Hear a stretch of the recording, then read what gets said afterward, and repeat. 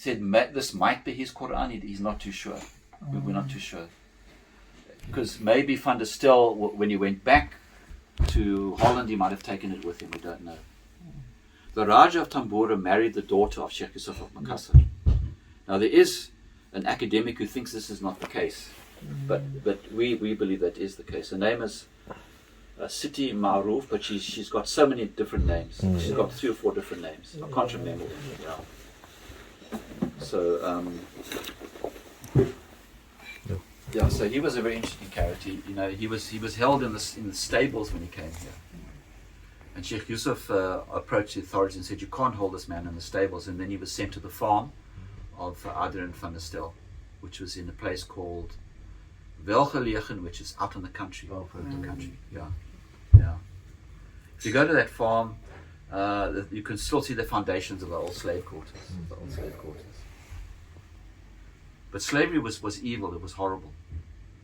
I mean, if you were disobedient, the slave masters, they could beat you, and they used to punish the slaves on the wheel, pull their arms and legs off. They used to pull their skin off, or they just used to like crucify them and just leave them in the sun. Very, very cruel stuff. And there's another very, very interesting story. I got this from a non-Muslim woman who was staying in Constantia in one of the old cottages there, and she could see the ghaib, you could say. And she went to a friend of mine, the late Sheikh Siraj Hendricks, who's passed on unfortunately, and she told him, she said, "Sheikh, I see a circle of women, and there's a sheikh in the middle, and they're making dhikr, and they're all dressed in white. But you said they're crying." And in a state, she asked them, "Why are you crying?" And they said, "We were on the beach, and these ships came and they took us away. We don't know where our children are. We don't know where our families are." And I just, wow, this explains to me how people suffered in terms of slaves. So these women were just taken off the beach, and they ended up here, and they didn't know where their children were, their families, or anything. And they never ever were able to go back home after that. It's apparition. Yes, yeah. This was a vision. This you get people who can see things. Look, some people tell me I'm talking nonsense, but I mean, we believe this is a non-Muslim, and the way she described things, you couldn't argue. I mean, it makes it more believable. I would say. I mean, and also, Cape Town Castle. They used to hold a lot of slaves there, so torture there. There's a friend of mine, he can't go there because he gets sick when he goes there. Why is he getting sick? Because of it's... And the funny thing is, I had to do military service in 1972, otherwise I would go to jail for 5 years. That was during apartheid. I lived at the castle for 9 months. And it's a terrible, dark place because of what happened to people. And there's lots of funny energies, I could say, in the air. And it's a very, very sad place. But there's an interesting story. I was there in 1972. I didn't want to be there. In 1994, we made Maghrib Salah on the lawns of the very same castle. The first time ever, as free people, we could make Salah in the castle where they persecuted the first Muslims that came here in 1994. For me, that was a very big moment. And I got up and thought, wow, what have we just done, But a tremendous, what you've got to take away is how members of your own family suffered when they came here because the ways that they were treated. It was really something else. It was unpleasant. In fact, Tuan Guru called the Cape Makan or Hudul, place of sadness. And he would call himself the oppressed Imam, Imam of the oppressed. Yeah, Imam of the oppressed. And he was very clear how he did it in the Marifa. At the end, when he says, okay, he's finished writing this, he'd always add something in. So you could see how he thought about where he was. And he also called this Bilad La'ana, a country of suffering. So it's very clear what was happening to the early Muslims, the early people that were here, It is, as I say, it's a very interesting history, but not enough people know. Not enough people understand exactly what it was in terms of suffering and the faith, the iman of the people who came here from Indonesia, because they were the people that taught us Islam initially. I'm now doing a book, though, on a man called Shafiq Morton, who was sent here in 1863 by the Ottomans, because sadly what happened, Tuan Guru died in 1807, and between 1807 and 1863 there were no islands here, no proper islands. So things got very chaotic. And Shafiq Morton was sent here to try and re-educate the people. Things had gone a bit strange. From Ottoman. Yeah, but the iman was still there. The people didn't understand Islam properly anymore. You know, they used to say if you shaved your beard, you become a kafir. Odd stuff, you know, very odd stuff had crept into the deen. And the imams had become very corrupt. Terima kasih. Okay. I'm stuck on the desk, so bismillah.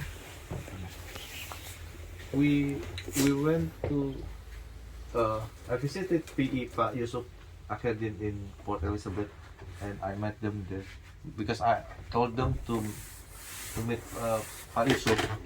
And then what is interesting, Pak Yusuf had a kitab. Yes. It's been with him 150 years. He never knew how to read it. This is actually the do you want milk with your tea? No. For them. Laith, we got some milk. Okay. Guru, a Sayyid. Shah Abu Bakr Effendi, the Turkish guy, also a Sayyid. Sayyid Tuan Alawi. And they were sent here from Indonesia. They weren't sent here they originally came from Yemen, but they'd gone to Indonesia for dawah. And then they got sent here. Would you say that they are equivalent with the 9 saints, the 9 Wali Songo? Yeah, we've got about, it's probably about 60 walis here. Oh. But the ones that are recognized is about 30. Yeah. The same with our Wali Songo. Oh, equivalent with. Yeah. Like Sunan Gunung Jati. Yes, yeah. That caliber, yeah. Yeah. Okay. Highest caliber. I mean, a lot of them were Sufi sheikhs to the sultans. Okay. So I mean, it's really interesting. But prior to Sheikh Yusuf, there was no teaching of Islam. Only orang Kayen. Yeah, you see, in 1668, that's before Sheikh Yusuf came. Yeah. You had Sayyid Mahmud and you had Shah Abdul Rahman Matebi Shah. Oh, they already also. So they were here, but they were so cut off from the community. Oh. My theory is that they would have taught the people in Constantia. Yeah. And the slaves that would have escaped would have come to him. Yeah. How they would have come to him was that the Khoisan, the indigenous inhabitants here, had cattle trails. And I think that the slaves used the same paths that the Khoisan used to use to get to all these places in the mountains. Because that's where they used to send their animals through. Although some historians don't like that connection, I think there has to be a connection because the Khoisan, they lived here. They would have known where the paths were. They would have known where the water was. And also where the herbs were. I mean, there's a man called Sayyid Abdul Malik. He's buried in Cape Town up towards the mountain. But what is interesting is that when he died, he could have been buried in a place called the Tanabaru, which is where everybody was being buried in those days. But he was a herbalist. He was a friend of Tuan Guru. And I've asked the question even in the book, why was he buried there? And I think he wanted to be buried close to the mountain where he collected his herbs. But the thing is, how would he have known what were the herbs here? Because our herbs are different to the ones you'll find in the jungles in Indonesia. Because this is not jungle, this is fynbos. This is a different kind of bush. Yeah, different. My theory is that the Khoisan, who were masters, would have shown him which were the right plants. Yeah. Again, some historians say Shafiq, you're talking nonsense, but yeah. You know, something to think about, yeah.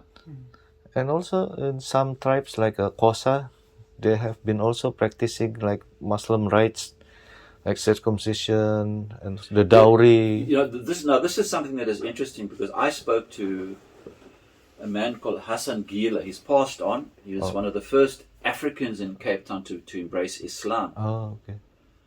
And he would say, yes, we used to bury our people facing east in an animal skin. Why east? Makkah, Yeah. Qiblat. Wallahu alam, we don't know. Oh. Then I met a group of people called the Bilemba. Okay. And this guy, he believed that they had Muslim origins. The Bilemba came from Ethiopia originally. He showed me what he thought was, but they were actually Jewish. Then they did a DNA test on the Bilemba, and they discovered the Bilemba have more of the Levi gene. The Levi clan were the ones who looked after the Jewish temple. More of the Levi DNA than people in Israel, and they're black. Yeah. Now this is interesting because Nabi Musa alayhi salam, the descriptions in the Hadith, a thinnish man, dark skin like somebody from Yemen, a bush of white hair. Nabi Musa alayhi salam was black. I believe Nabi Harun alayhi salam was white because they came from different mothers. So, you know, it's just a theory. It's just a story. I can't prove it, but I mean that to me makes sense. And I believe that Bilemba could have been one of the Bani Israel, but they just carried on. You know, they just carried on moving until they ended up in. They come from Zimbabwe, just north of us, and some of them are in South Africa. Jewish customs. But this guy, he'd become Muslim. He said, no, they're Muslims. No, wallahu alam. So, you know, people forget that man was always moving around the earth. Look at the Vikings, also Muslims as well. Some also became Muslim because they came to the Muslim world. Phoenicians, the Indonesians even before Islam was sailing all around the place. There's a proof in Tahiti, Indonesian ship, or no, I'm not aware of that. You mentioned. Yes, there's an academic, Indonesian academic called Leonard Andaya. Oh, okay. Who's written about Maluku. Oh, yeah. Only expert on it. And he says that. And he's not going to talk nonsense. Okay. So I mean, it's all of us have got bloods of. I mean, I was told that Indonesian was originally Korean. Originally came from Korea, but this is like thousands of years ago, not yesterday. And the funny thing is, a cousin of my late wife, he went for a DNA test and it came up Korean. And he said, "But what's going on here?" It was actually Indonesian. It was actually Indonesian. Oh, we thought we were from China. Well, Korea was part of China. Yeah. Oh, you see, Korea is a peninsula of China. Yeah, that far. It stretches deep into that's where, yeah. Okay, now, Indonesia, Malaysia, there's lots of Chinese influence because Chinese people move everywhere. They've been moving everywhere for thousands of years. In fact, the Chinese were amongst the first sailors to round the Cape. Zheng He was Muslim. His name was Shamsuddin. Cheng Ho, yeah. He came around. I mean, you probably know more about that history than we do, but there's evidence that he came around the tip of the Cape hundreds of years before the Portuguese and before Columbus came to America. They were sailing all around the place.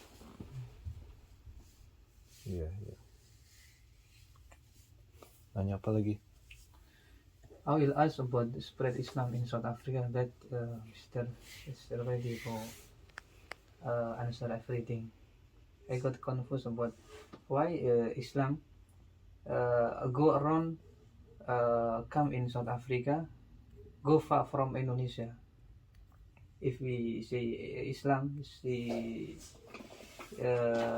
was born in Arabic country, so from Africa is just straight from Arabic country. Yeah, you see, the spread of Islam in Africa stops at the Sahara Desert, you could say. So, I mean, Africa is 60% Muslim. Don't anybody tell you that it's not. I mean, you're a diplomat, you would know that. But sub-Saharan Africa is very mixed. So you find on the east coast, like the Islamic influence, Mozambique used to be Muslim, but the Portuguese wiped them out.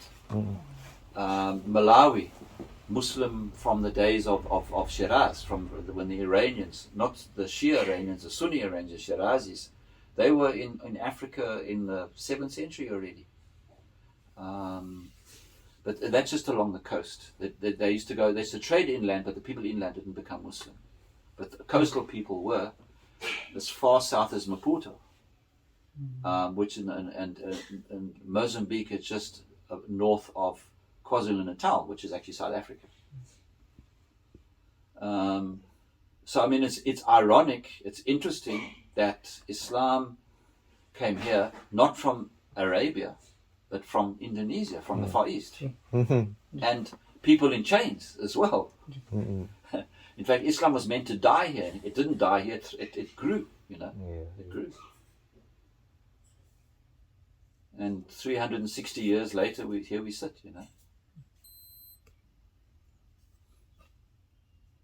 Does it answer your question?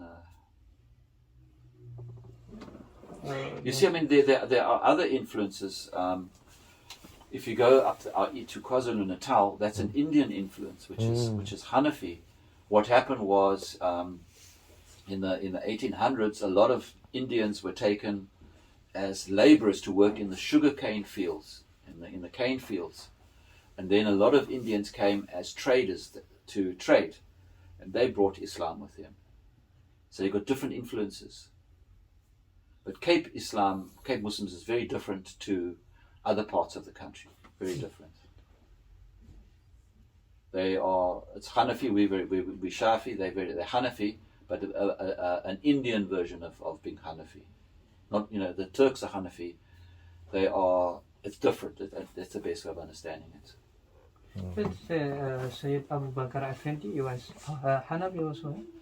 He was actually Shafi. Shafi. He was an Arab from the Kurdish regions, and in the Kurdish regions they were Shafi.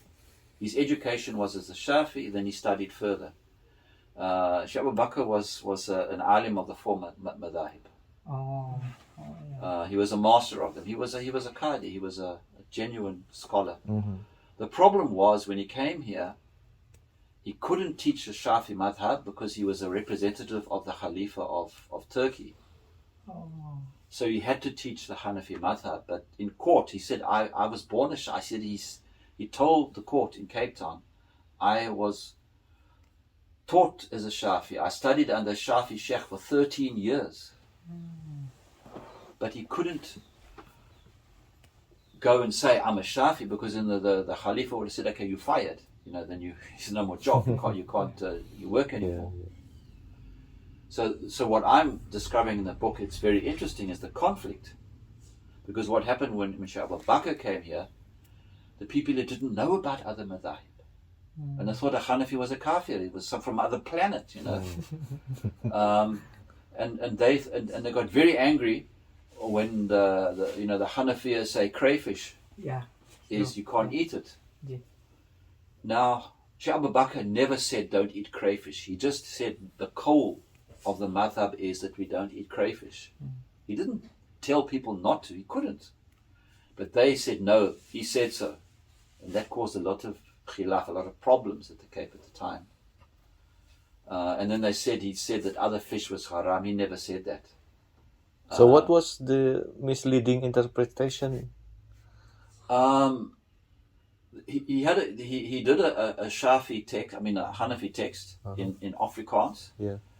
There's one line that says Hanafiya don't eat crayfish. Oh, okay. You see, the Hanafiya, some of them say it's makruh, some of them say it's haram. Yeah. They accuse him of saying it's haram from that school of Hanafi thought. It's one line in a book of thousands of words, so I don't know, Yeah. But his problem was the ulama or the imams were jealous of him because they had no knowledge. Oh, okay. They couldn't even read their own books. Yeah. And some of them admitted it. They said, we've got all these books, we can't read them. And I mean, the imams were corrupt. I mean, what they would do in the mid 1800s was they would say for Eid al-Fitr, it was wajib. You had to give your money to the imam, otherwise your fast wouldn't be accepted. So the guy's on the money. Or Qurban. If you didn't give your meat to the imam, your Qurban was not accepted. So I've got sources which say that the imams had like houses full of food because everybody was giving them stuff. And then the imams and the marriage ceremonies as well. So the imams were making money, but not the right way because they didn't understand the deen. Then they would have bowls to spit in during when they were fasting. Imam Shafi says that you can't swallow your saliva, your spit. So they spent all day spitting because they were scared of swallowing the saliva. And Shafiq Morton said, "What's going on here?" Stuff like that. So they've gone completely. And the ratib, they used to go and drink alcohol before the ratib as well. And that was also another problem. And he said they used to kill each other because they used to get so excited and they were so drunk. They didn't know what they were doing. So Shafiq Morton had to come and deal with all of this. And the imams got jealous of him and then they really went for him. But the people in the street were very sincere and they actually were very happy to learn at him because when he started his school, he had 300 pupils immediately in 2 weeks. You know, I mean, it's Yes, and so it goes, you know. Ada lagi? Did you understand all of my English? I mean, I was trying to talk as slowly as possible. Unfortunately, my Malay goes terima kasih that I can't say anything more. Or sema. They were taught in English in Pretoria. Okay, Yeah. oh, that's good. Okay. You got 3 languages: Urdu, Yeah, Arabic, English. that's a good combination. Yeah, you said G. Okay. Too much time with amongst Indian people. Yeah. Thank you very much. Who we are through others. Do you understand what I'm saying? Yeah. So what it's saying is that we judge ourselves by how we treat other people. So Ubuntu means that if my neighbor is starving, I feed my neighbor. If my neighbor needs a roof, I give my neighbor a roof. It's completely identical with Hadith, that you should wish for your brother what you should wish for yourself. That's the essence of it. It's overused in South Africa, but it's a beautiful word. It means togetherness and togetherness of humanity. It's very simply put, yeah. It's a wonderful word. Yeah. Wonderful concept. Gotong royong. Yeah.